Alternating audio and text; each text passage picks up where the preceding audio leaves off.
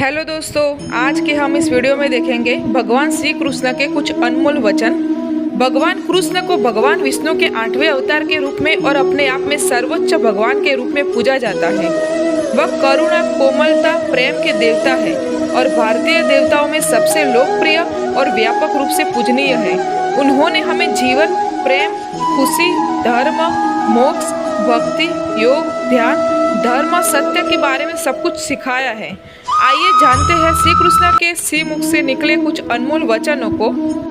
वह सब कुछ करो जो तुम्हें करना है, लेकिन लालच से नहीं, अहंकार से नहीं, वासना से नहीं, ईर्ष्या से भी नहीं, बल्कि प्रेम, करुणा, नम्रता और भक्ति के साथ। भगवान श्री कृष्ण इस अनमोल वचन के माध्यम से कार्य करने की नियत का उल्लेख करते हैं। जब किसी भी कार्य करने में अगर लालच होगा, बेईमानी होगी, जलन होगी, तो वो काम न तो सही होगा और न ही उसके परिणाम फलदायी होंगे। इसके अतिरिक्त जिस कार्य को हम पूरे मन से प्रेम पूर्वक करेंगे, तो वो न सिर्फ हमारे लिए बल्कि समाज के लिए भी हितप्रद होगा। नरक के 3 द्वार हैं: काम, क्रोध और लोभ। जो व्यक्ति कामी प्रवृत्ति का होता है, जिसके मन में लोभ होता है और जो अत्यधिक क्रोधी स्वभाव का होता है, उसके लिए नरक के द्वार सदैव खुले रहते हैं। अर्थात ऐसे व्यक्ति को तो सिर्फ नरक में ही जगह मिलती है। मैं ही सृष्टि का आदि, मध्य और अंत हूँ। भगवान श्री कृष्ण ही इस सृष्टि के पालनहार है। वही इस संसार की शुरुआत है, वही मध्य और वही अंत होगी। जो आप जो चाहते हैं उसके लिए नहीं लड़ते हैं, तो जो खोया उसके लिए मत रो। मनुष्य सब कुछ चाहता है, पर सब कुछ उसे नहीं मिल सकता। आपको जो नहीं मिला उसके लिए पश्चाताप मत करो, और जो आपसे खो गया, जो आपसे अलग हो गया, उसके लिए निराश भी मत हो। मैं सभी प्राणियों के हृदय में स्थित आत्मा हूँ। मैं सभी प्राणियों का आदि, मध्य और अंत भी हूँ। हर व्यक्ति श्री कृष्ण से जुड़ा है और श्री कृष्ण हर व्यक्ति से जुड़े हैं। वही हमारे आदि, मध्य और अंत है। ठंड या गर्मी, सुख या दर्द का अनुभव करें, ये अनुभव क्षणभंगुर है। वे आते हैं और जाते हैं, उन्हें धैर्यपूर्वक सहन करें। समय एक ऐसा नहीं रहता, आज दुख है तो कल सुख भी आएगा, और सुख के बाद दुख भी आना स्वाभाविक है। आपको पूरे धैर्य और श्री कृष्ण पर विश्वास के साथ अपना जीवन निर्वाह करना चाहिए। सत्य कभी नष्ट नहीं हो सकता। अच्छा करने से नहीं डरना चाहिए। लोग अक्सर सच कहने से बचते हैं या डरते हैं, पर सत्य कभी छुप नहीं सकता और न ही कभी मिट सकता है। कितना भी छुपा लें, पर सच को उजागर तो हो ही जाता है। इसलिए जो बात सच पर आधारित हो, उसे करने या कहने और मानने से कभी नहीं डरना चाहिए। इस शरीर का मोह मत करो, यह तो माटी है, माटी में मिल जाएगा। अमर तो आत्मा है, जो परमात्मा में मिल जाएगी। लोग अपने शरीर को सुंदर बनाने में लगे रहते हैं, पर आत्मा की सुंदरता शरीर की सुंदरता से कहीं ज्यादा महत्वपूर्ण है। शरीर तो नश्वर है, मिट्टी ही तो है, तो मिट्टी में ही मिल जाता है, पर आत्मा अमर है। इसीलिए आत्मा की सुंदरता पर ध्यान दो। जो हुआ अच्छा हुआ, जो होता है अच्छे के लिए होता है। कभी कभी विपरीत परिस्थितियां हमारी वर्तमान स्थिति को अच्छा करने के लिए ही आती है। मन चंचल है, इसे और संयमित करना कठिन है, लेकिन यह अभ्यास से वश में हो जाता है। मन चंचल होता है, यह इधर उधर भागता है और किसी भी कार्य की एकाग्रता का दुश्मन है। लेकिन यदि यह व्यक्ति के वश में हो जाए, तो इससे अच्छा कोई मित्र नहीं है। मन को एकाग्र करना जरूरी है, बस थोड़े से प्रयास और अभ्यास की जरूरत है। श्री कृष्ण कहते हैं, मेरे लिए न कोई घृणित है और न ही कोई प्रिय, न कोई निर्धन है और न ही कोई धनी। बस जो व्यक्ति भाव के साथ मुझे याद करते हैं, मैं उनका हूँ और वो मेरे। श्री कृष्ण उन्हीं के हैं जो श्री कृष्ण के हैं। भगवान तो बस प्रेम भक्ति के भूखे हैं। जो भी उनकी भक्ति में लीन होता है, जो भी प्रेम से उन्हें याद करता है, वो सदैव उसका कल्याण करते हैं। मैं हमेशा तुम्हारे साथ और तुम्हारे आसपास रहता हूँ, चाहे तुम कुछ भी कर रहे हो। जब भी आप कोई बुरा कार्य करते हो या अच्छा कार्य करते हो, आपको लगता है कि कोई देख नहीं रहा, तो यहाँ श्री कृष्ण कहते हैं कि तुम जो कुछ भी कर रहे हो मेरी दृष्टि सदैव तुम पर है। इसीलिए आप यह मत समझो कि आप अकेले हो, आपके साथ श्री कृष्ण सदैव है। जो कुछ हुआ अच्छे के लिए हुआ, जो हो रहा है अच्छे के लिए हो रहा है, जो होगा वह भी अच्छे के लिए होगा। तो सकारात्मक रहो और अपना कर्म करो। आप वही है जिसमें आप विश्वास करते हैं, आप वह बन जाते हैं जो आप मानते हैं कि आप बन सकते हैं। हमारी सफलता और असफलता इस बात पर निर्भर करती है कि हम खुद पर कितना विश्वास करते हैं। व्यक्ति जो चाहे बन सकता है यदि पूरे विश्वास के साथ अपने लक्ष्य पर लगातार चलता रहे। जिस इंसान के चारों तरफ नकारात्मक लोग रहते हैं उस इंसान का मंजिल से भटक जाना तय है। कहते हैं मन के हारे हार है और मन के जीते जीत।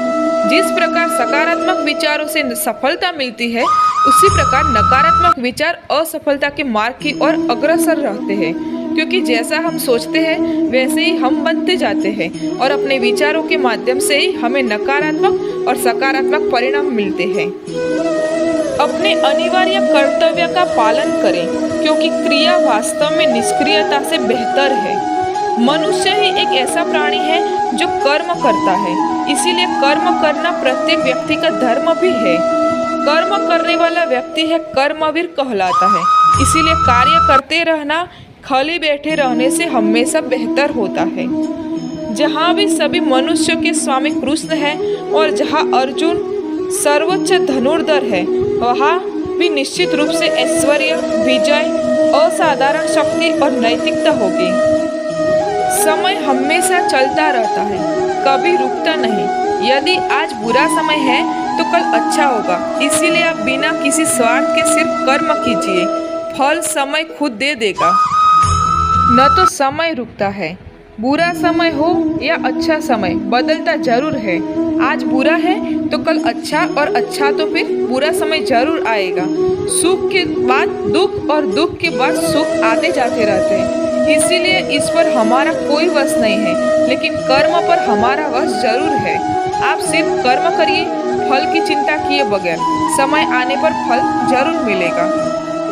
जो अहंकार से मोहित हो जाता है वह सोचता है मैं करता हूँ। जो अज्ञानी व्यक्ति होता है वो गलत फहमी में पाल लेता है कि मैं करता हूँ, सभी कार्य मेरे द्वारा किए जा रहे हैं। ऐसा जान उसमें अहंकार घर लेता है। परंतु इस सृष्टि में जो भी हो रहा है वो तो प्रकृति द्वारा किए जा रहा है। अज्ञानता के कारण व्यक्ति में जो मैं का अहंकार जन्म ले लेता है उसका पतन होना निश्चित है। मैं किसी का भाग्य निर्माण नहीं करता, हर व्यक्ति अपना भाग्य स्वयं बनता है। श्री कृष्ण जी कहते हैं कि वो किसी के भी भाग्य के निर्माता नहीं है, व्यक्ति खुद ही अपना भाग्य लिखता है। आप जैसा बीज बोएंगे आप वैसे ही फसल ही काटेंगे। आप जैसा कर्म करेंगे आपको वैसे ही परिणाम मिलेंगे। यदि विद्यार्थी मन लगाकर पढ़ाई करेंगे तो परीक्षा में सफल होंगे। इसीलिए हर व्यक्ति का भाग्य तभी बदलेगा जब वो ऐसे कर्म करेगा। पृथ्वी, जल, अग्नि, वायु, आकाश, मन, बुद्धि और अहंकार ये मेरी प्रकृति के 8 विभाग हैं। जो कुछ भी है वो वर्तमान में है, जो बीत गया है वो नहीं आएगा और जो आने वाला है उसकी चिंता नहीं, बल्कि खुले हाथों से इसका स्वागत करें। भ्रम और संदेह से परे जब आप भगवान से प्यार करते हैं तो आप हर चीज से प्यार करते हैं। श्री कृष्ण जी कहते हैं मन उन लोगों के लिए दुश्मन की तरह काम करता है जो इसे नियंत्रित नहीं करते हैं, और जिससे अपने मन को जीत लिया है उसके लिए मन सबसे अच्छा मित्र है। क्रोध में इंसान भ्रमित हो जाता है और भ्रम से बुद्धि व्यग्र हो जाती है और अपने गलत फैसले के चलते उसका पतन शुरू हो जाता है। जो कर्म में अकर्म देखता है और अकर्म में कर्म देखता है वह मनुष्य में बुद्धिमान होता है। मनुष्य अपने विश्वास से निर्मित होता है, जैसा वह मानता है वैसा ही वह है। आत्मा विनाश से परे है, कोई भी उस आत्मा का अंत नहीं कर सकता जो अनंत है। बुरे कर्म करने नहीं पड़ते, हो जाते हैं, और अच्छे कर्म होते नहीं, करने पड़ते हैं। क्या गया है तुम्हारा जो तुम रोते हो? तुम इस संसार में क्या लाए हो जो तुमने खो दिया? तुमने क्या पैदा किया जो खो दिया, क्योंकि तुमने जो भी लिया यही से तो लिया, जो भी दिया यही पर दिया। आज जिसे तुम अपना कह रहे हो कल किसी और का था और परसों किसी और का होगा, फिर क्यों रोते हो? उम्मीद ही आपको रिश्ते में कमजोर बनाती है। उम्मीद का जन्म आपके मन में ही होता है। शांत, नम्रता, मौन, संयम और पवित्रता ये मन के अनुशासन है। सभी स्वार्थी इच्छाओं पर काबू पाना पर्याप्त नहीं है। स्वामित्व और अहंकार को वश में करना भी आवश्यक है। जिसे तुम अपना समझकर मग्न हो रहे हो, बस यही प्रसन्नता तुम्हारे दुखों का कारण है। अभी निराश मत हो, क्योंकि तेरा वक्त कमजोर हो सकता है। भले ही दुर्बलता ईश्वर द्वारा दी जाती है, लेकिन गरिमा मनुष्य के मन को स्वयं निर्मित करती है। अंत में सभी आत्माओं को परमात्मा में मिल ही जाना है। यही तो आत्मा का अंतिम लक्ष्य है। ऐसे ही वीडियो देखने के लिए आप हमारे चैनल में नए हो तो लाइक करें, शेयर करें और सब्सक्राइब करें। जय श्री कृष्ण।